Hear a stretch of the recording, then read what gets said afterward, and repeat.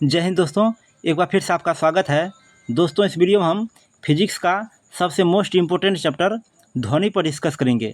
दोस्तों, इस वीडियो में ध्वनि से संबंधित जितने भी महत्वपूर्ण क्वेश्चन हैं सबको कवर करेंगे, इसलिए दोस्तों वीडियो को शुरू से अंत तक जरूर देखिए। तो चलिए बिना देर के शुरू करते हैं। पहला क्वेश्चन है, ध्वनि उत्पन्न होती है तरंगों से, कंपन से, घर्षण से या ऊर्जा से? तो इसका सही आंसर होगा दोस्तों ऑप्शन बी, कंपन से। तो चलिए अगला देखते हैं। अगला प्रश्न है, ध्वनि किस माध्यम में सबसे तेज चलती है? ठोस, द्रव, गैस या निर्वात? तो इसका सही आंसर होगा दोस्तों ऑप्शन ए, ठोस में। तो चलिए अगला देखते हैं। अगला प्रश्न है, मानव कान ध्वनि की किस सीमा को सुन सकता है?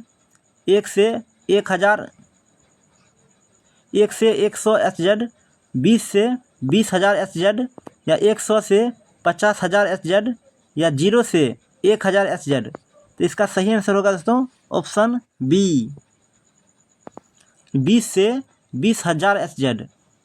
तो चलिए अब अगला देखते हैं। अगला प्रश्न है, ध्वनि तरंगे किस प्रकार की तरंगे होती है? अनुप्रस्थ तरंगे, अनुदैर्घ्य तरंगे, सतही तरंगे या रेडियो तरंगे? तो इसका सही आंसर होगा ऑप्शन बी, अनुदैर्घ्य तरंगे। तो चलिए अगला देखते हैं। अगला प्रश्न है, ध्वनि निर्वात में क्यों नहीं चल सकती?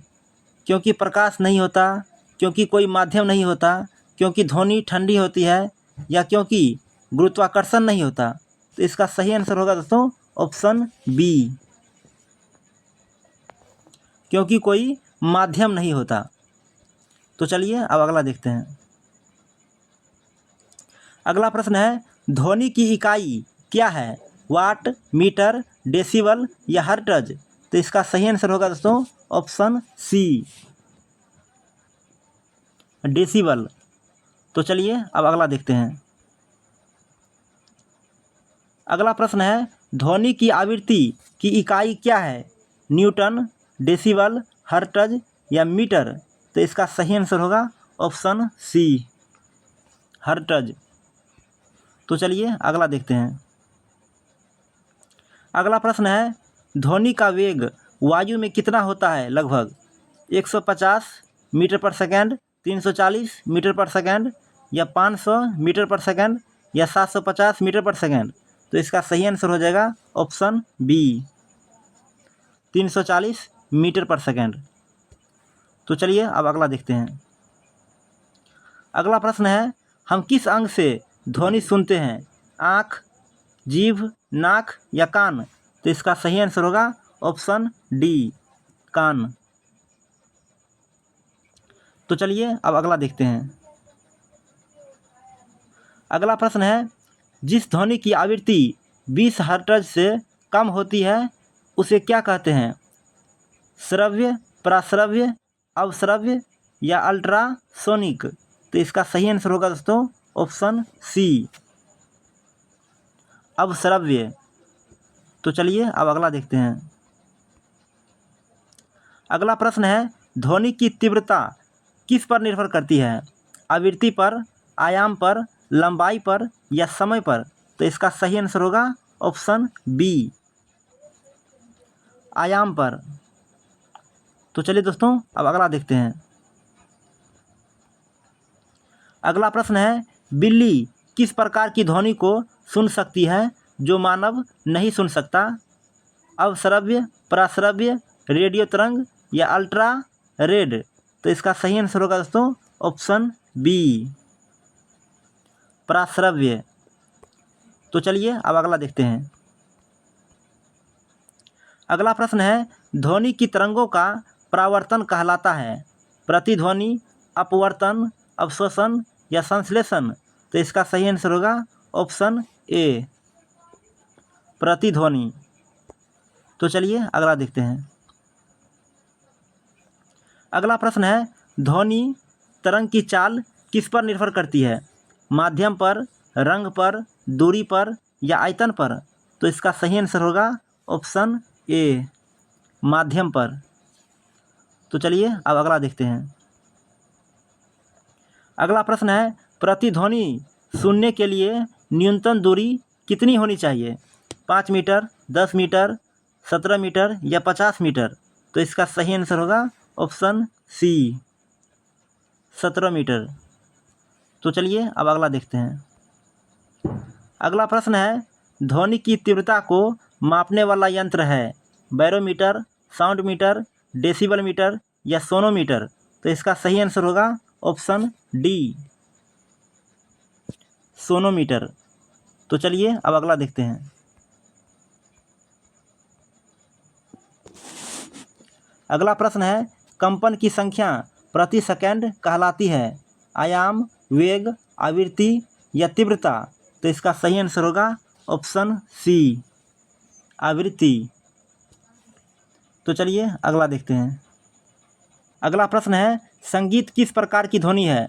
अव्यवस्थित, कंपायमान, कोमल और नियमित या तीव्र?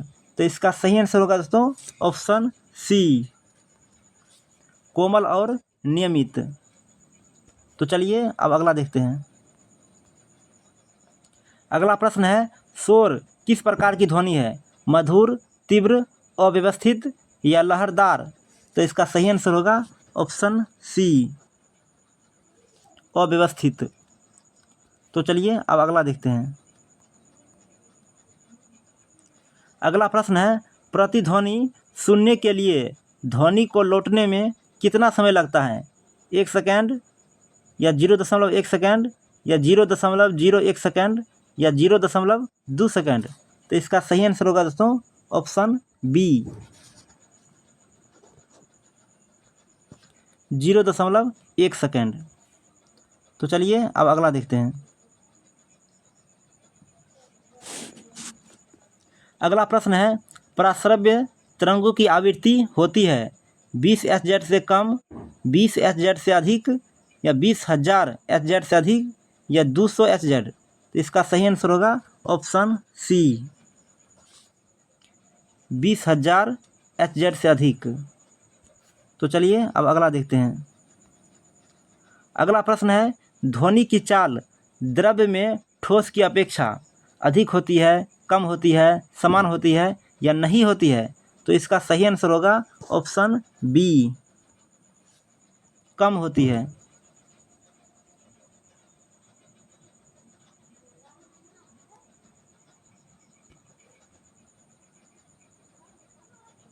तो चलिए अगला देखते हैं।